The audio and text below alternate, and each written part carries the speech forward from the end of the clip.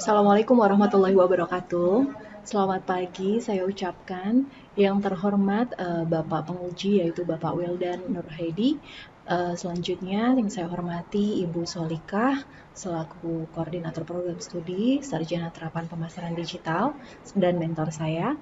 Yang saya hormati juga Ibu Nur Anggorawati selaku Coach dalam pelatihan dasar CPNS Angkatan 2 Kelompok 2. Izinkan saya untuk dapat mempresentasikan seminar rancangan aktualisasi nilai-nilai dasar PNS, yaitu dengan judul Peningkatan Percepatan Kelulusan Mahasiswa melalui Pelatihan Penulisan Karya Ilmiah di Program Studi Sarjana Terapan Pemasaran Digital.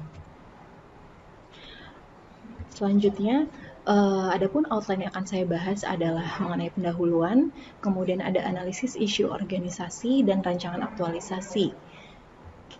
Untuk mempersingkat waktu, saya mulai dari pendahuluan di mana ada latar belakang. Kenapa rancangan aktualisasi ini dibuat?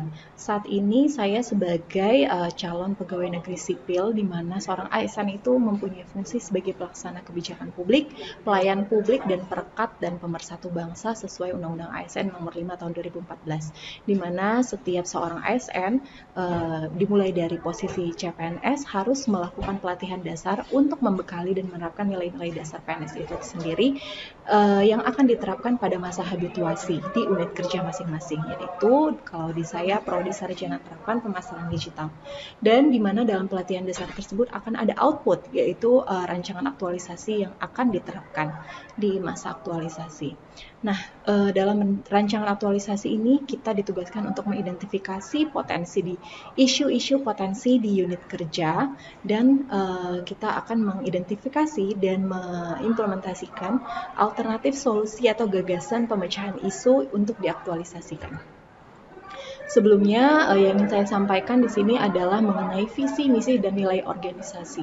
Untuk visi dan misi dari program studi Sarjana Terapan Pemasaran Digital, yaitu menjadi program studi penghasil tenaga media kreatif di bidang pemasaran berbasis digital yang kompetitif di tingkat regional.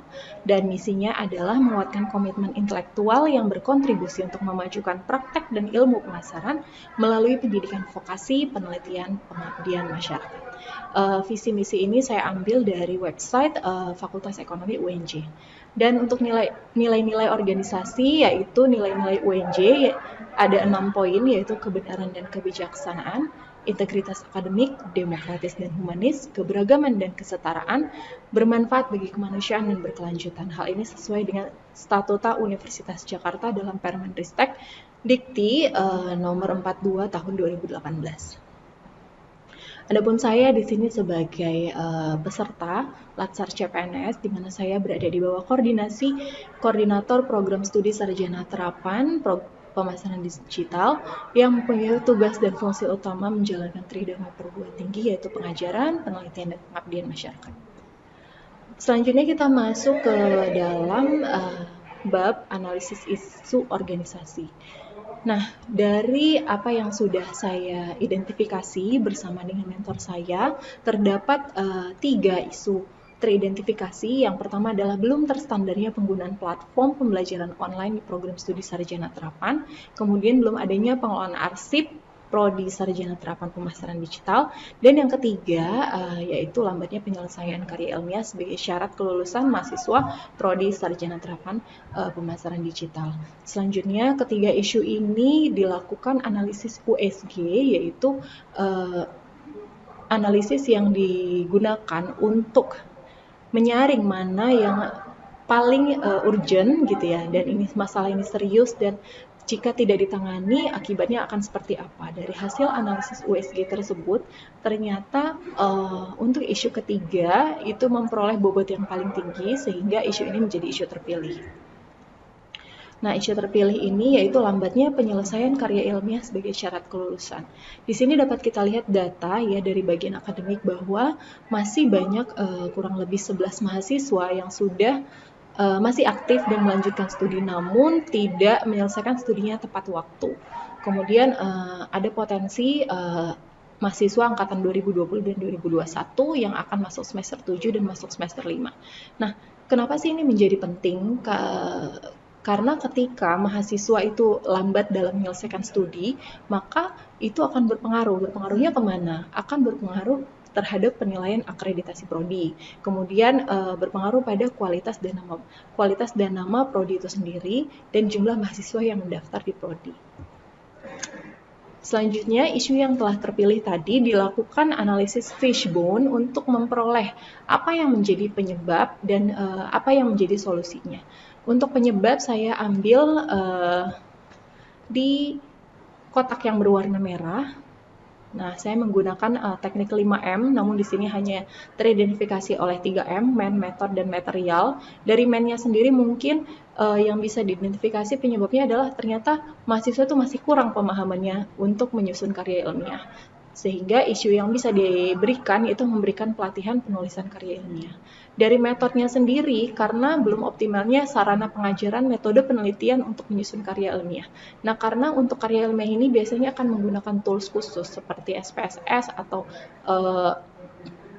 SAM gitu ya, PLS, dan juga itu membutuhkan praktek, sedangkan masa kuliah daring dan di mana juga kita keterbatasan untuk sarana prasarana melaksanakan hal tersebut. Solusi yang bisa dilakukan adalah melakukan praktik penggunaan tools penelitian secara shifting, baik luring maupun daring. Selanjutnya ada material. Material di sini karena memang belum ada buku panduan penulisan karya ilmiah untuk program sarjana terapan. Seperti yang diketahui bahwa prodi ini baru meningkat menjadi prodi sarjana terapan pada bulan Juni 2022. Sehingga solusi yang dapat dihasilkan yaitu membuat panduan penulisan karya ilmiah untuk program sarjana terapan. Nah, dari beberapa alternatif gagasan pemecah isu ini, setelah saya berkoordinasi dengan mentor saya, yang paling mungkin untuk dilakukan dalam masa aktualisasi menimbang dari efektif, efisien, dan kemudahannya, maka gagasan yang diambil adalah memberikan pelatihan penulisan karya ilmiah kepada mahasiswa. Adapun gagasan kreatifnya terdiri dari 6 kegiatan, mulai dari penyusunan kebutuhan, kemudian ada pembentukan tim pelaksana, penyusunan konsep, kemudian penyusunan skenario, yang keempat adalah penyiapan sarana dan prasarana, yang kelima pelaksanaan kegiatan pelatihan penulisan karya ilmiah, dan yang keenam adalah penyusunan laporan aktualisasi. Kalau ditelisik lebih dalam, gagasan kreatif pemecah isu ini akan mencerminkan yang namanya Smart ASN. Di sini kita mengimplementasikan pelatihan berbasis digital untuk bisa meningkatkan kompetensi para mahasiswa dan mendukung percepatan kelulusan mahasiswa itu sendiri. Selanjutnya masuk ke dalam bab rancangan aktualisasi. Di sini saya menguraikan bagaimana setiap kegiatan tersebut memiliki tahapan-tahapan kegiatan dan juga ada output atau hasil yang diharapkan, dan tentunya dalam setiap pelaksanaan tahapan kegiatan ini pasti berkaitan dengan akhlak gitu ya penerapannya, sehingga pada akhirnya kegiatan-kegiatan ini diharapkan dapat memberikan kontribusi terhadap visi misi dari unit kerja atau organisasi. Untuk kegiatan yang pertama ini terdiri dari 3 sub tahapan kegiatan, yaitu mengundang mentor, melakukan diskusi, dan mendokumentasikan hasil koordinasi. Selanjutnya, kegiatan kedua juga untuk membentuk tim pelaksana.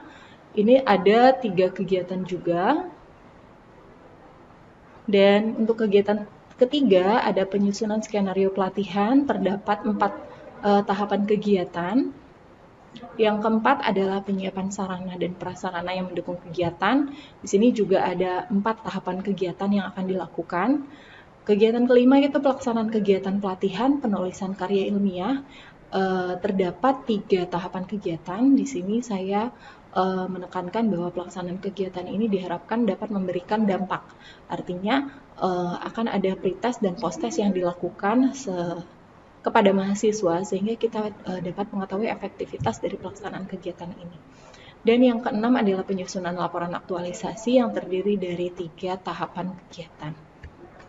Yang kesemuanya itu pasti dilakukan dengan berdasarkan nilai-nilai akhlak untuk bisa memberikan kontribusi terhadap visi misi organisasi. Selanjutnya adalah keterkaitan rencana habituasi dengan mata pelatihan itu agenda 2, yaitu berakhlak, di mana untuk kegiatan 1 itu memiliki keterkaitan pada berorientasi pelayanan dan kolaboratif. Kegiatan 2 juga berorientasi pelayanan dan kolaboratif. Yang ketiga yaitu berorientasi pelayanan dan kolaboratif juga. Kemudian di kegiatan keempat, di sini ada akuntabel, kompeten, dan kolaboratif. Dan yang kelima adalah berorientasi pelayanan dan kompeten. Dan yang terakhir, keenam, ada akuntabel, harmonis. Adapun pelatihan ini akan dilakukan pada masa aktualisasi selama 30 hari kerja atau sekitar 6 minggu mulai dari tanggal 1 Agustus sampai 9 September 2022. Di mana sesuai timeline ini akan dilakukan setiap tahapan kegiatan mulai dari minggu pertama sampai pada akhirnya di minggu ke-6. Sebagai informasi bahwa pelatihan ini akan dilaksanakan sebanyak 4 kali pada minggu keempat dan minggu kelima masing-masing 2 kali dengan narasumber yaitu dosen-dosen pembimbing maupun dosen-dosen di FEUNJ. Demikian presentasi seminar rancangan aktualisasi saya. Mohon izin kepada Bapak Ibu mentor, coach, dan penguji untuk dapat memberikan masukan kepada saya. Saya mohon maaf apabila terdapat banyak kekurangan. Terima kasih. Wassalamualaikum warahmatullahi wabarakatuh.